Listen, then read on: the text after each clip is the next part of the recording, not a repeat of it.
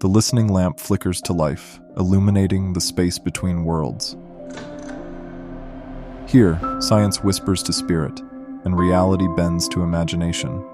Curl up in the cosmic glow as we unveil the extraordinary hidden within the ordinary.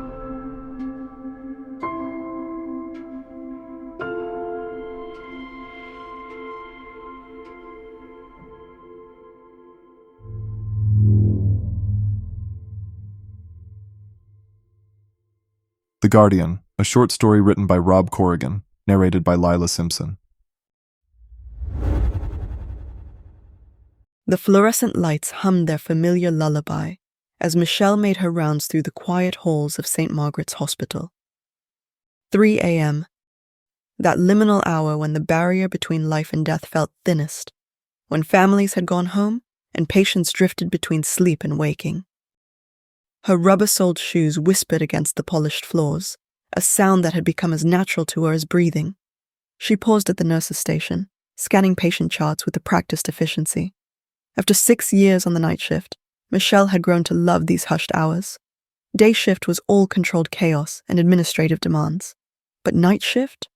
Night shift was about the patients, their fears, their hopes, their quiet dignity in the face of uncertainty. Thunder rattled the windows, drawing Michelle's attention to the storm raging outside. The rain had started around midnight, transforming the hospital windows into sheets of flowing darkness. Lightning flashed, briefly illuminating the parking lot 5 floors below. That's when she saw it, a dark shape moving uncertainly between the parked cars. Michelle leaned closer to the window, squinting through the rain-blurred glass. Another flash revealed what was clearly a dog, large and dark-colored, limping heavily. Something in its movements spoke of pain and confusion. "I'm sure animal control will handle it," she murmured to herself, turning back to her charts. But the image of the injured animal nagged at her conscience. After losing her own dog last year, she'd promised herself she wasn't ready for another. And yet, the next lightning flash made up her mind. Grabbing her rain jacket from her locker, Michelle headed for the elevator. "Just going to check," she told herself. "Make sure it's not seriously hurt." The automatic doors hissed open, releasing her into the storm. The rain was bitter cold, carrying the first hint of approaching winter. Michelle pulled her jacket tighter, scanning the parking lot. "Here, pup," she called softly. "It's okay." A movement caught her eye. The dog had taken shelter beneath an SUV, only its head visible. As Michelle approached slowly, she saw it was a lab mix, its black coat slicked dark with rain. The dog watched her with intelligent eyes, neither fearful nor aggressive. "Hey there," Michelle said, crouching down. "You're hurt, aren't you?" The dog studied her for a long moment, then slowly emerged from under the vehicle. It was favoring its right front paw, and Michelle could see a nasty gash along its shoulder. Despite the injury, there was something almost regal in the way it carried itself. A flash of metal caught her eye. A collar. Gently, Michelle reached for the single tag hanging from the weathered leather. Just one word was engraved in simple text. "Echo."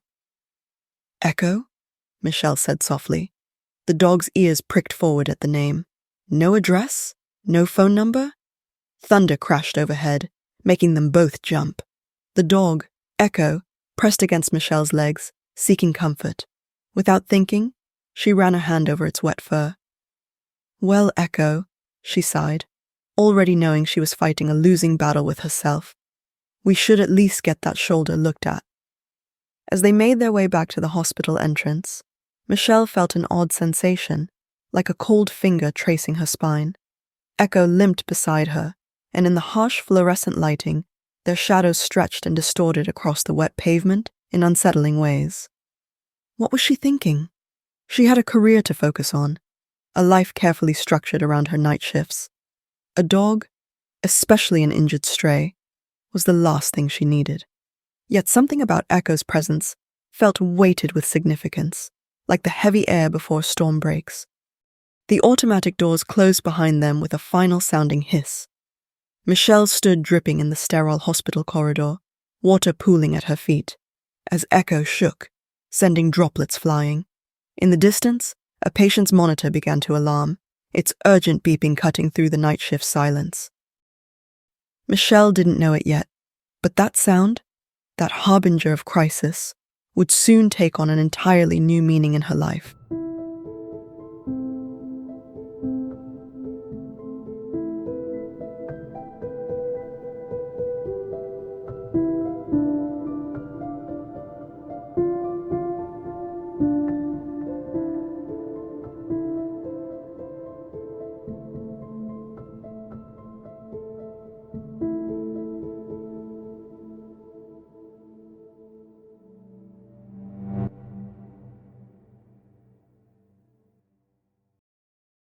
Two weeks after finding Echo, Michelle's carefully ordered life had shifted to accommodate one more heartbeat in her small apartment. The shoulder wound had healed cleanly, but no owner had come forward despite her best efforts. Each lost dog poster she'd hung felt more like a formality than a real possibility. Tonight, something was wrong. Echo, normally calm during Michelle's pre-shift routine, paced relentlessly by the door. The dog's nails clicked against hardwood in an anxious rhythm that set Michelle's teeth on edge. "What's got into you?" she muttered, double-checking her scrub's pocket for her penlight. Echo whined, a sound Michelle hadn't heard before, and pressed against the door with such force that the frame creaked. "Hey, stop that!" Michelle moved to pull Echo away, but the dog ducked from her grasp and returned to the door, those intelligent eyes now fixed on Michelle with an intensity that made her skin prickle. "I have to go to work," she said firmly, trying to project an authority she suddenly didn't feel. Echo's response was immediate. Another whine, higher pitched, almost desperate. Michelle glanced at her watch. She was already cutting it close. "Fine," she sighed, grabbing Echo's leash. "A quick walk, then I really have to go." But Echo didn't walk toward the small park as usual. Instead, the dog pulled insistently toward Michelle's car, standing expectantly by the passenger door. "Oh no, absolutely not." Michelle shook her head. "You know you can't come to work with me." The hospital's no pets policy was strict, and she wasn't about to risk her job over whatever strange mood Echo was in. The dog's only response was to sit, perfectly still, next to the car, waiting. The streetlight cast strange shadows across Echo's black fur, and for a moment, Michelle felt that same uncanny sensation she'd experienced the night they'd met. "This is crazy," she muttered. Even as she opened the car door, Echo jumped in immediately, settling into the passenger seat as if this had been the plan all along. The drive to St. Margaret's was tense. Echo's usual relaxed demeanor had been replaced by an alertness that made Michelle increasingly uneasy. She parked in her usual spot, then turned to the dog. Now what? Echo was already scratching at the door, that strange urgency still evident in every movement. Against her better judgment, and possibly her career preservation instincts, Michelle let the dog out. Echo immediately headed for a side entrance that Michelle sometimes used during breaks, waiting by the keycard reader. "I must be losing my mind," Michelle whispered, swiping her card. The door clicked open, and Echo slipped inside before she could object. They made it to the elevator without being seen. Michelle's heart pounded as they rode to the 4th floor, her mind racing through excuses if they were caught. But Echo seemed to know exactly where to go, padding silently down the hall to room 412. Mrs. Reynolds, a post-op recovery patient, was sleeping peacefully. Her vitals had been stable during evening shift handoff, but Echo sat firmly by the bed, those dark eyes now fixed on the sleeping woman with the same intensity they'd shown at Michelle's apartment. "She's fine," Michelle whispered, checking the monitors out of habit. Everything looked normal. "Come on, we need to go before someone," Echo growled, not aggressively, but low and insistent. Michelle froze. She'd never heard the dog make that sound before. 3 hours later, Mrs. Reynolds crashed. The warning signs had been so subtle that only Echo's strange behavior had prompted Michelle to check her more frequently than usual. She'd noticed the slight changes in breathing, the almost imperceptible decline in oxygen saturation, early enough to intervene before full cardiac arrest. As the emergency response team cleared out, crisis averted, Michelle stood in the empty hallway, shaking. Echo sat calmly beside her, all traces of the earlier agitation gone. "How did you know?" she whispered, staring at the dog. Echo just looked back at her with those knowing eyes, and Michelle felt a chill that had nothing to do with the hospital's air conditioning. She thought of all the stories she'd heard about animals sensing things humans couldn't. Earthquakes, seizures, even death itself. But this was something else entirely. The rest of her shift passed in a blur of routine tasks and racing thoughts. When morning came, Michelle and Echo slipped out as quietly as they'd arrived. But as they drove home in the pale dawn light, Michelle couldn't shake the feeling that her life had just veered into territory she wasn't sure she was ready to explore. Echo slept peacefully in the passenger seat, as if nothing extraordinary had happened. But they both knew, or at least Michelle knew, that something fundamental had shifted during the night. The question was, what would she do about it?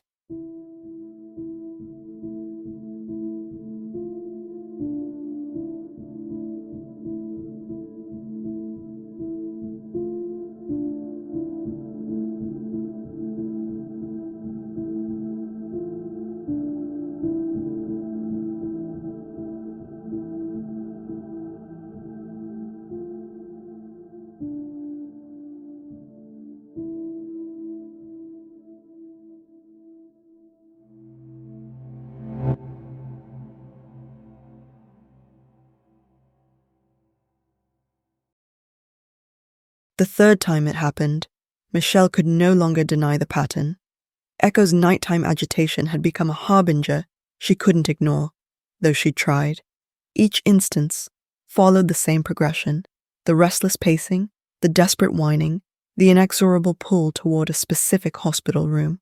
Tonight, Echo lay beneath the nurse's station desk, a concession Michelle had won from administration after the dog's presence had coincidentally preceded several timely interventions.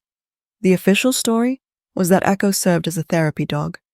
The truth was something far more difficult to explain. Michelle was updating charts when she heard it, that now familiar whine starting low in Echo's throat. Her fingers froze over the keyboard. "Not tonight," she whispered. But Echo was already up, pacing with that terrible urgency. The night charge nurse, Sandra, looked up from her own paperwork. "Room 318, Sandra said quietly. It wasn't a question. They'd developed an unspoken understanding over the past few weeks, though neither of them dared voice what they actually believed was happening. Michelle checked her patient list. "Mr. Chen, terminal liver cancer, but he's been stable. Family's been here constantly, except..." She trailed off, realizing that for the first time in 2 weeks, Mr. Chen's room was empty of visitors. "His daughter had a flight delay in Chicago," Sandra offered. "She's not due in until morning." Echo's whine took on a more insistent note. Michelle stood, her body moving with the leaden certainty of someone walking into deep water. "I'll check on him." Mr. Chen was awake when they entered, his thin face illuminated by the muted glow of late-night television. His eyes, bright with intelligence despite his illness, fixed immediately on Echo. "Ah," he said softly. "I wondered when you two would visit." Michelle felt her throat tighten. Something in his tone suggested he knew far more than he should. Echo padded to his bedside, resting that dark head gently on the edge of the mattress. "Would you..." Mr. Chen's voice faltered slightly. "Would you help me call my daughter?" Michelle glanced at the clock. "Of course," she said, already reaching for her phone. As she dialed, she watched Echo press closer to Mr. Chen, who had begun stroking the dog's head with trembling fingers. The conversation was brief but powerful. Michelle stepped out to give them privacy, but she heard enough. The words of love that so often go unspoken, the gentle absolution of past hurts, the fond remembrances of happier times. When she returned, Mr. Chen's face was wet with tears, but peaceful. "Thank you," he said, looking at Echo rather than Michelle. "I needed that closure." Echo stayed by his side for the next hour, as Michelle bustled in and out performing her routine checks. Mr. Chen's vitals remained stable, but there was a quality to the air in the room, a gathering stillness, like the pause before an orchestra begins to play. At 4:13 a.m., the monitors began their warning song. Michelle was already there, having not strayed far. Mr. Chen's breathing had grown irregular, but his face remained serene. Echo pressed closer, offering comfort that transcended species. "It's okay," Mr. Chen whispered. Whether to echo or himself, Michelle wasn't sure. He was gone 10 minutes after. His passing so gentle, it was like watching a candle flame slowly dim. His daughter arrived an hour later, devastated by the timing, but deeply grateful for those final words they'd shared. Later, as dawn painted the hospital windows in shades of gold and pink, Michelle sat in the empty break room, Echo's head heavy on her lap. The dog's eyes were closed now, all trace of earlier distress gone. "You knew," Michelle said softly, her voice barely a whisper. "You didn't just know he was dying. You knew he needed to talk to his daughter." Echo's only response was to press closer, offering the same comfort that had eased Mr. Chen's passing. Michelle felt tears gathering in her eyes, not just for Mr. Chen, but for all the time she'd seen death as an enemy to be fought, rather than a transition to be eased. The sound of the morning shift arriving filtered through the door, reminding her that life continued its relentless forward motion. But something had shifted in Michelle's understanding of her role in that motion. She and Echo weren't here to prevent the inevitable, but to make it more bearable, more human. The thought should have been comforting. Instead, it filled her with a nameless dread. Because if Echo's gift was real, truly real, then what other heartbreaks lay ahead? What other truths would she be forced to face?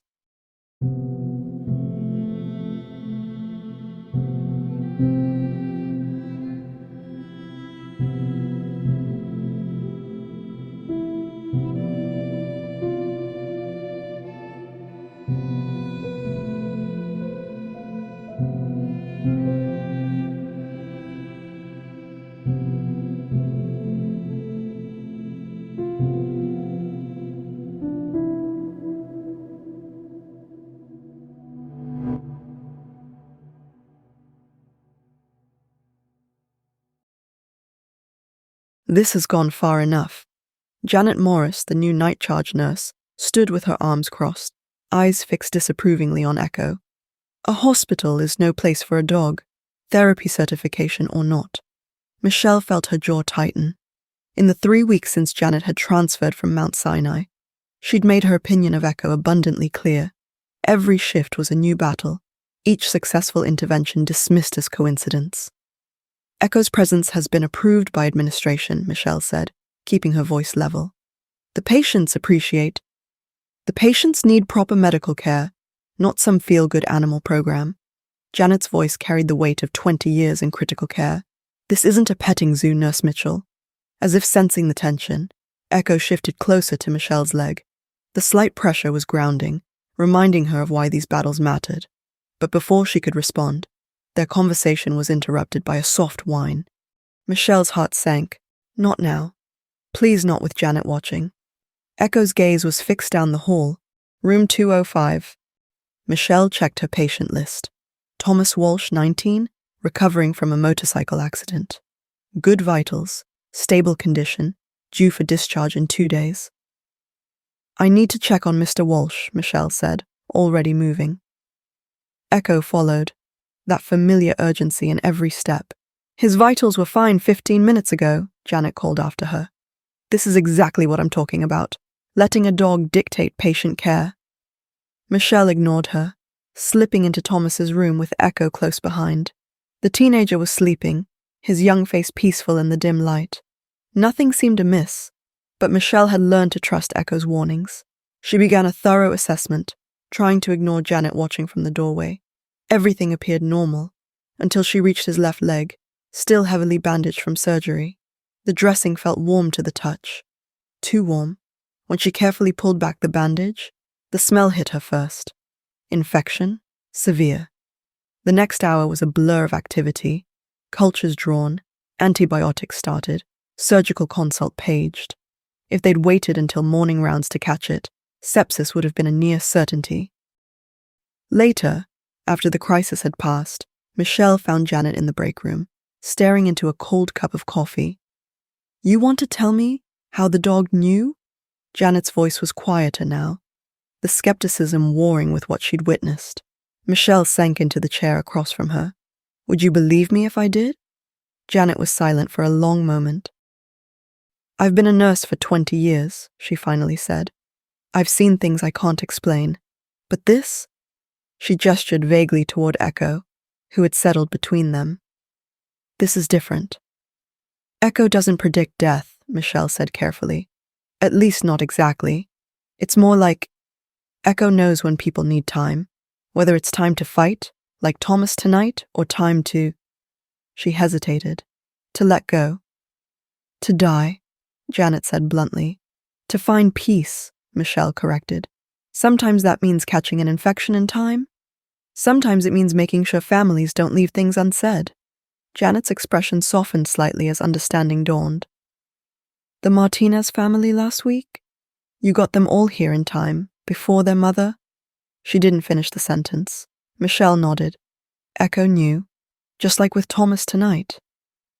It's not in the medical textbooks, Janet said, but her tone had lost its edge. No, Michelle agreed, but neither is the look in someone's eyes when they get to say goodbye properly, or the peace in a room when someone passes without pain or fear. Echo chose that moment to stand, pressing a wet nose into Janet's hand. The gesture was so ordinary, so normal, that it seemed to break through the last of Janet's professional armor. All right, she sighed, scratching behind Echo's ears. But we do this by the book, at least on paper. I'll need proper documentation for all interventions, clear medical justification for any changes in care. Of course, Michelle said, relief flooding through her. Another ally, another person who understood. As they sat in companionable silence, Michelle watched Echo settle back down, alert but peaceful. She thought about how her view of death had shifted since Echo came into her life. It was no longer an enemy to be fought at all costs, but a transition to be navigated with grace when the time was right, and to be held at bay when it wasn't. The monitors beeped their endless rhythms in the hallway outside, marking time in heartbeats and breath. Somewhere in the hospital, another story was unfolding, another life approaching its turning point. But for now, in this moment of shared understanding, Michelle felt the weight of her responsibility settle more comfortably on her shoulders. Janet's conversion wouldn't make their work easier, but it would make it possible, and in the end, that's what mattered most.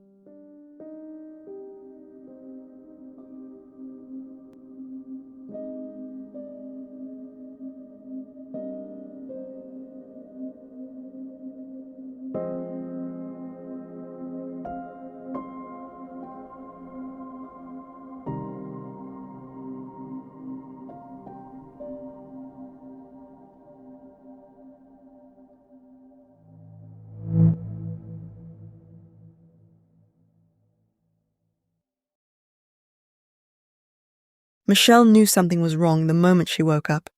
Echo wasn't in the usual spot at the foot of her bed. Instead, the dog stood rigid by her bedroom door, emitting that low whine she'd learned to dread. No, Michelle muttered, glancing at her phone. We don't work tonight. It's my day off. But Echo's behavior was different this time. Instead of heading toward the car, the dog paced between Michelle and her small desk, specifically the bottom drawer where she kept things she tried to forget. Stop it, Michelle said sharply. Echo just whined louder. With trembling hands, Michelle pulled open the drawer. There, beneath old birthday cards and faded photographs, lay her mother's last letter, unopened.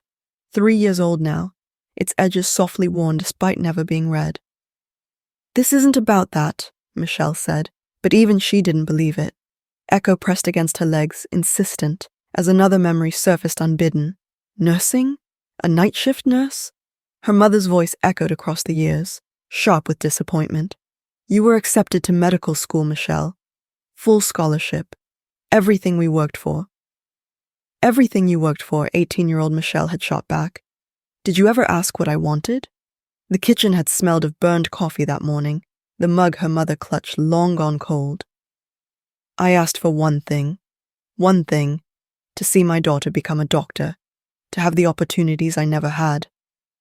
I want to help people, Mom. Really help them, not just… By changing bedpans? By working nights like some kind of vampire? The words had hung between them like poison.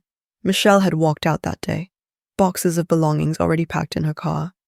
The only communication since had been through her aunt. Holidays, birthdays, her mother's retirement from teaching. Echo's whine pulled Michelle back to the present. The dog had moved to the front door, that terrible urgency now taking on a frantic edge. "I can't," Michelle whispered. She made her choice. I made mine. Her phone rang, making her jump. Her aunt's number lit up the screen. Michelle's blood ran cold. Her aunt never called this early. "Michelle?" Her aunt's voice was strained. "Honey, it's your mom. There's been a diagnosis." Echo pressed closer as Michelle sank to the floor, the phone slipping from suddenly numb fingers. The dog's dark eyes held a truth she'd been running from for 3 years, a truth that could no longer be ignored. "Stage 4, she heard her aunt saying distantly. "The doctors think. They're saying maybe 3 months." The morning light cut through her apartment windows, painting harsh rectangles on the floor. In them, Michelle could see dust motes dancing, could see Echo's black fur touched with grey she hadn't noticed before, could see her own hands shaking as they clutched her mother's unopened letter. "Michelle, are you there?" "Yes," she whispered, though whether to her aunt, or to Echo, or to some greater force that had orchestrated this moment, she wasn't sure. Echo's warning whine had stopped. The dog lay beside her now, head resting in her lap, offering comfort for what lay ahead. Because something lay ahead. Something Michelle had spent 3 years avoiding. Something she'd now have to face. Her mother was dying. And Echo had known before any of them. The letter fell from her fingers, still unopened. Outside, a siren wailed in the distance. Someone else's emergency. Someone else's grief. But here in her apartment, in the growing morning light, Michelle faced her own approaching storm. Echo's gift had always been about others. Until now. The phone in her hand buzzed again. Her aunt, asking what she wanted to do. Michelle stared at Echo, remembering all the patients they'd helped, all the peaceful passings and reconciled families. But this was different. This was her mother, and she wasn't ready. Not yet.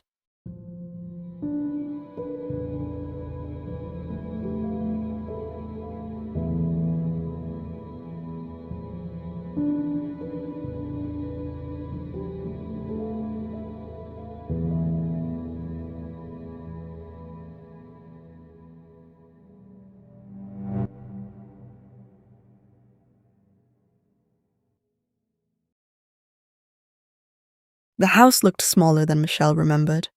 The proud Cape Cod that had loomed so large in her memories now seemed worn around the edges. Its white paint faded to a tired grey. Even her mother's prized roses had given up, their bare stalks rattling in the autumn wind. Echo sat in the passenger seat, unusually still. The dog's calm felt worse than the agitation somehow.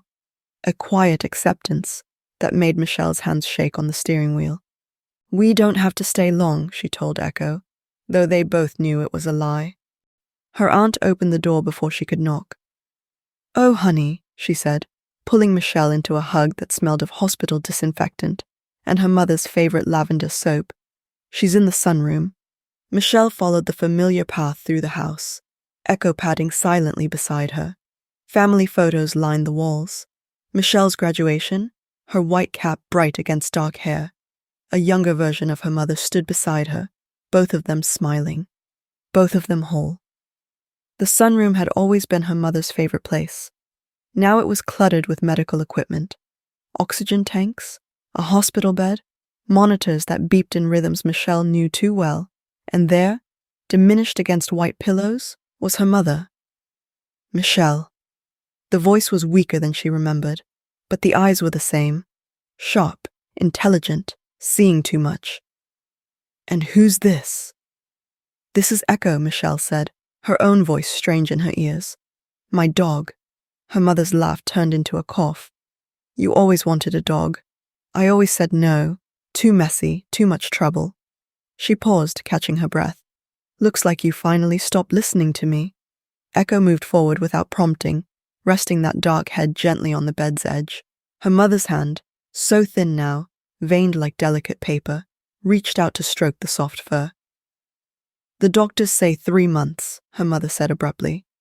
"I think they're being generous." Michelle felt her professional mask trying to slip into place, that careful distance she maintained with patience. But Echo's presence anchored her in the personal, the real. "Mom." "No, let me finish." Another cough, harder this time. "I spent 3 years being angry that you chose nursing over medical school, but watching these nurses now, seeing how they—" She gestured at the equipment around her. "Well, maybe you knew something I didn't." Michelle sank into the chair beside the bed, words stuck in her throat. Echo shifted, pressing against her legs, a warm reminder of why they were here. "How bad is it?" Michelle finally asked, though she could read the signs herself. The shallow breathing, the gray undertone to her mother's skin, the way each movement seemed to cost too much energy. "Pancreatic, spread to the liver." Her mother's voice was clinical, detached. "They offered chemotherapy, but—" She looked down at Echo, who had not moved from the bedside. "Your dog knows, doesn't she? I can see it in her eyes." Michelle felt tears threatening. "How did you—" "A mother knows things too." A thin smile. "Like when her daughter is keeping secrets. Like when a dog is more than just a dog." The monitors beeped steadily in the background, as silence stretched between them. So many words unspoken, so much time wasted on pride and anger. "I didn't read your letter," Michelle confessed.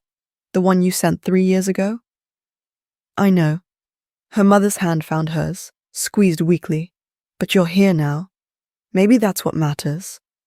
Echo whined softly. Not the urgent sound of warning, but something gentler, something like permission. "I don't know how to do this," Michelle whispered. "At work with patients, it's different. I know what to say, how to help. But this? Maybe," her mother said softly. "We figure it out together, however much time we have left."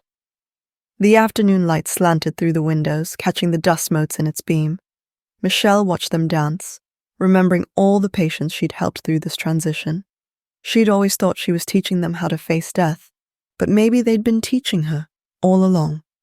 Echo settled between them, a bridge across the years of silence. Outside, fallen leaves skittered across the overgrown garden, and somewhere in the house, her aunt was making tea they'd probably never drink. But here, in this moment, something was shifting, like ice breaking up on a frozen river, painful but necessary. "I'm scared," her mother admitted, the words barely a whisper. "Me too," Michelle said, squeezing her hand. They sat together as shadows lengthened across the floor, each breath precious, each moment a gift they'd nearly lost. Echo's head remained steady on the bed, those knowing eyes moving between them, watching as the first painful steps toward healing and goodbye began to unfold.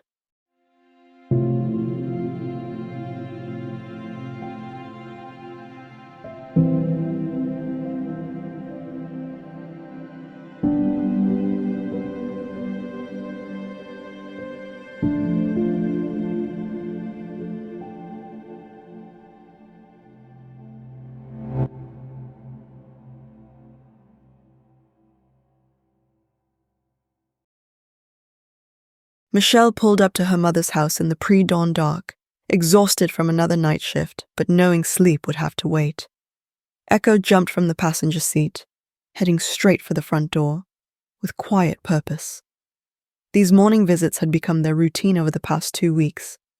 Inside, the house smelled of illness and morphine, mixed with the lingering scent of her aunt's attempt at breakfast.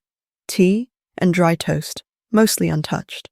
The hospice nurse, Jenny, looked up from her charting as they entered. "She's been asking for you," Jenny said softly.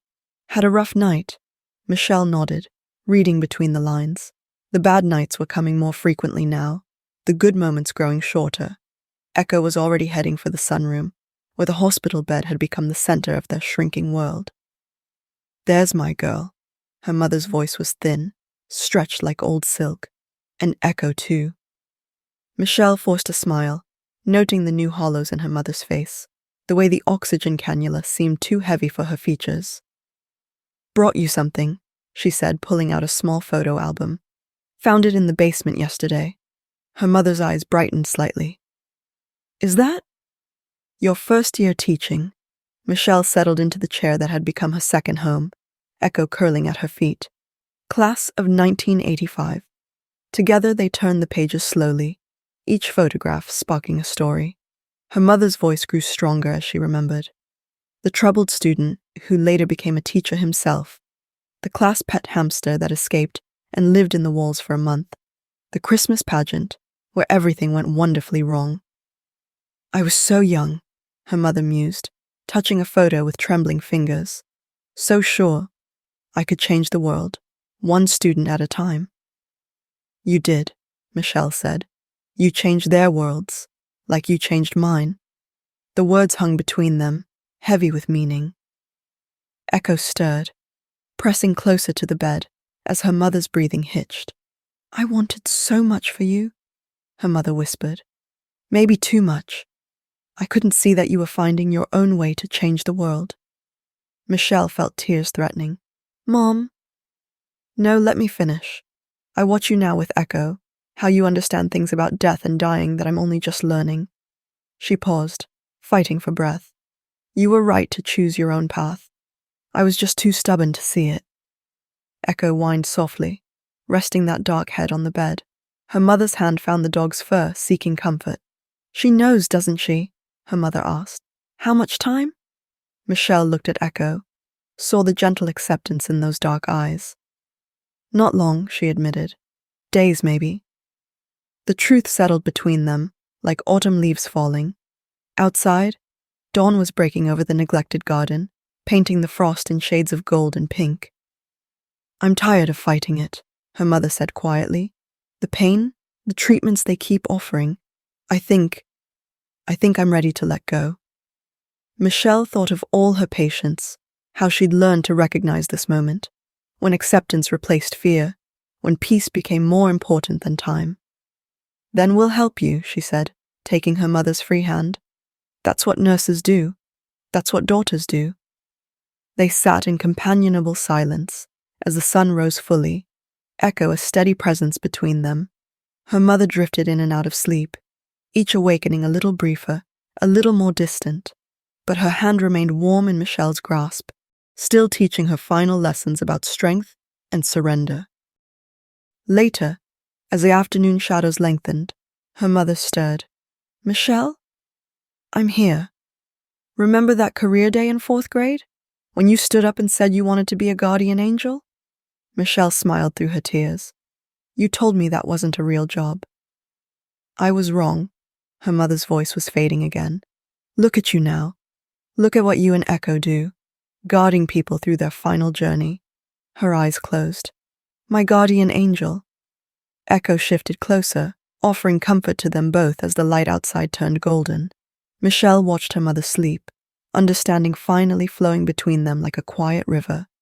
They had found their peace not in more time, but in this gentle acceptance of its ending. The monitors beeped softly, counting out the precious moments remaining. Michelle settled deeper into her chair, Echo warm against her legs, as they kept their quiet vigil. Outside, leaves danced in the autumn wind, nature's own lesson in letting go.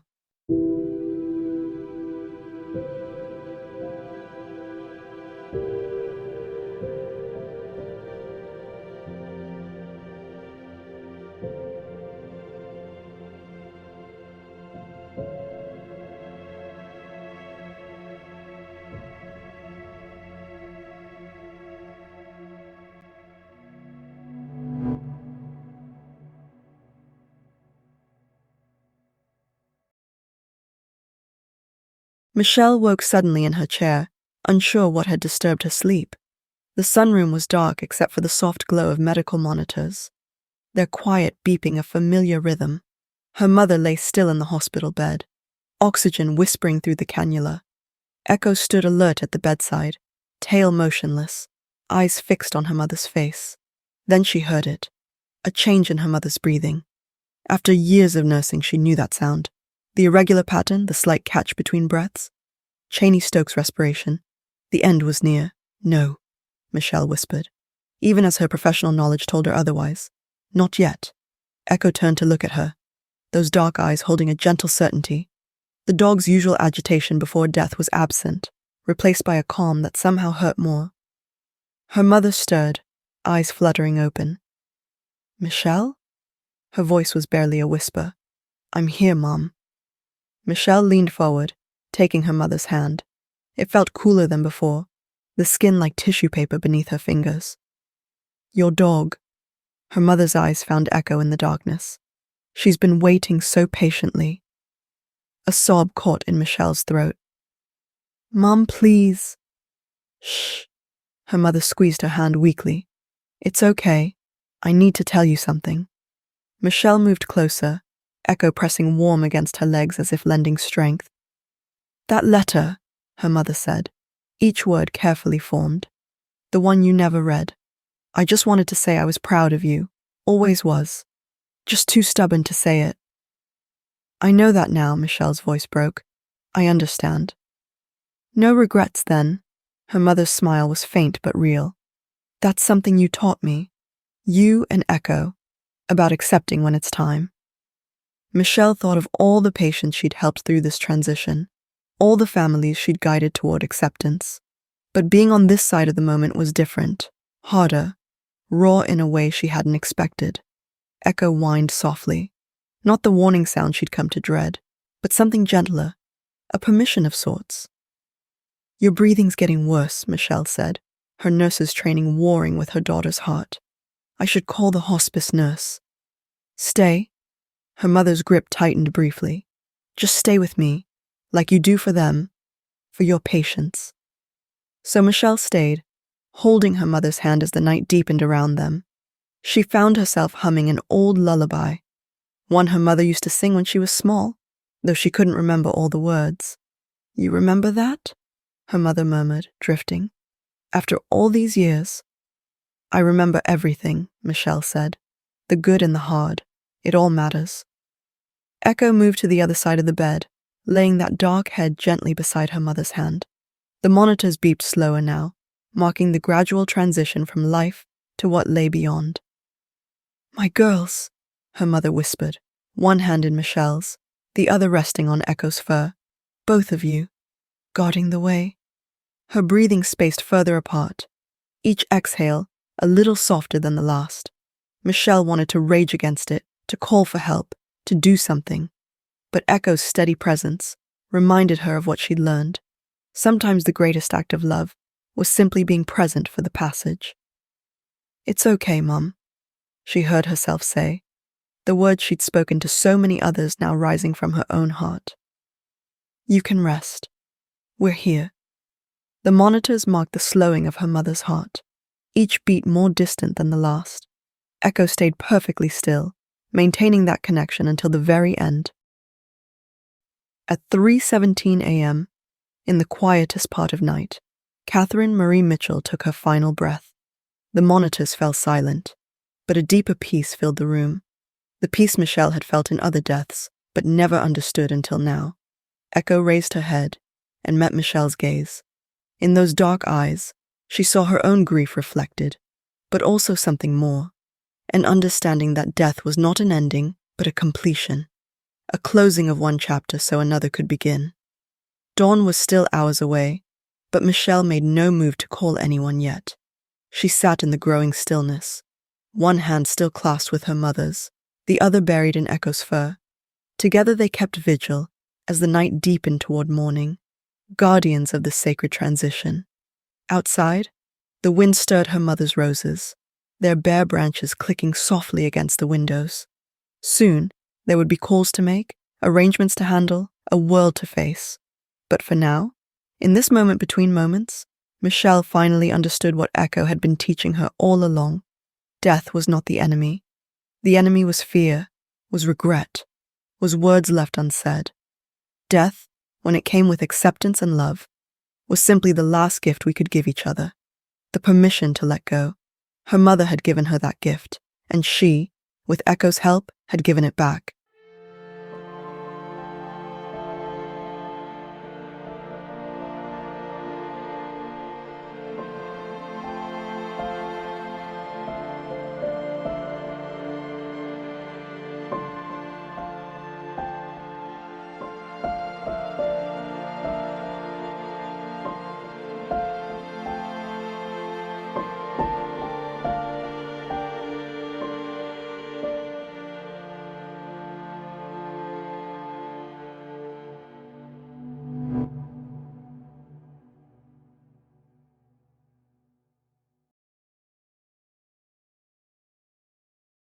Michelle's first night back at St. Margaret's felt different. The fluorescent lights still hummed their familiar song. The monitors still beeped their endless rhythms. But she moved through it all with a new awareness. Echo padded beside her, their footsteps synchronized after months of shared purpose. "Welcome back," Janet said softly. Looking up from the nurse's station, her eyes held the gentle understanding of someone who had read the obituary, attended the service, witnessed the change in her colleague. Before Michelle could respond, Echo's head lifted sharply, that familiar alertness, but without the desperate urgency of before. They both knew what it meant. Room 527, Elizabeth Cooper, age 82. Michelle had read the chart earlier. Final stages of heart failure, family struggling with the decision to continue treatment. "Go," Janet nodded. "I'll cover your other patients." The room was dark except for a small lamp, casting warm light on the elderly woman in the bed. Her granddaughter, barely 20, sat beside her, clutching her hand and fighting tears. "Sarah, right?" Michelle asked softly. The girl nodded, eyes fixing on Echo with surprise. "Who's this?" "This is Echo." Michelle settled into the vacant chair as Echo moved to the bedside. "She helps me with special cases." "Special how?" Sarah's voice cracked.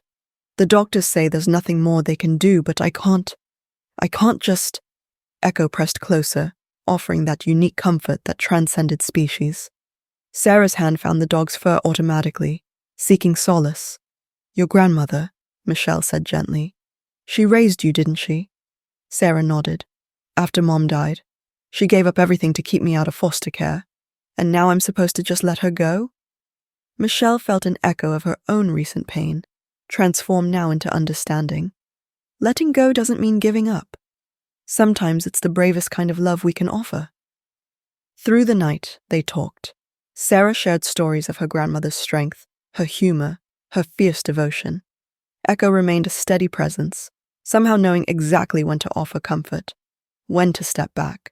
Near dawn, Elizabeth stirred, her eyes focusing on her granddaughter with surprising clarity.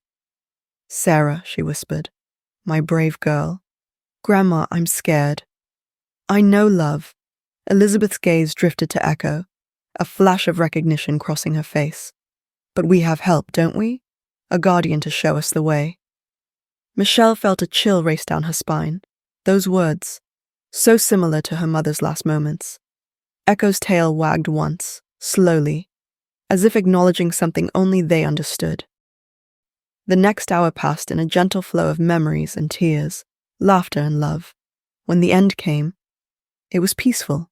Sarah, supported by Michelle in Echo's presence, held her grandmother's hand until the last breath faded. Later, as they watched the sunrise paint the hospital windows in shades of rose and gold, Michelle found herself studying Echo's profile. The dog sat alert, somehow both ordinary and extraordinary in the growing light. "You know," Sarah said, wiping her eyes, "it's strange. Last night, before you came in, I was praying for a sign, something to help me understand. Then you and Echo appeared." Michelle remembered the rainy night she'd found Echo in the parking lot, the single name tag with no other identification. She thought of all the patients they'd helped, the families they'd guided, the lessons she'd learned about life and death and the tender space between. "I don't think Echo found me by accident," she said quietly. "Sometimes the help we need finds us, even if we don't recognize it at first." Echo turned to look at her, those dark eyes holding ancient wisdom and simple love in equal measure. Outside, the city was waking up, another day beginning. Somewhere in the hospital, another story was unfolding, another family facing the greatest transition of all. But now Michelle understood her role, their role, in that eternal cycle, not to fight death, but to witness it, not to fear it, but to honor it, to help others find the grace she had found, the peace she had learned to recognize. Echo stood, ready for whatever came next. Michelle followed, knowing that their work would continue as long as there were people who needed guiding, families who needed comfort, souls who needed a gentle guardian for their final journey. The morning light streamed through the windows, casting their shadows on the floor. A woman and a dog, or perhaps something more, something that had existed as long as humans had faced death, something that appeared when needed most. Together they walked down the quiet hall, ready to begin again. Because that's what mornings were for: new dawns, new chances, new understanding of old truths. And sometimes, if you were lucky, a companion to help you find your way through the darkness into light.